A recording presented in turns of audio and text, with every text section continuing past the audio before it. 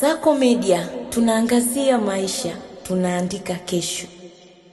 Leo hii nimekuja kwenye banda la REA baada ya kushawishika juu ya upatikanaji wa jiko hili ambalo ni positive induction cooker ambalo linanisaidia mimi kupika kwa kutumia nishati safi, nishati ambayo ni reliable, gharama ndogo katika kupika, ambapo nitatunza afya yangu mwenyewe, afya ya watoto wangu, kwa sababu sitachafua mazingira tena, sitatumia mkaa, sitakuchangia kwenye wakataji wa mkaa na wakataji wa misitu na uharibifu wa mazingira. Gharama ya nishati ni ndogo sana.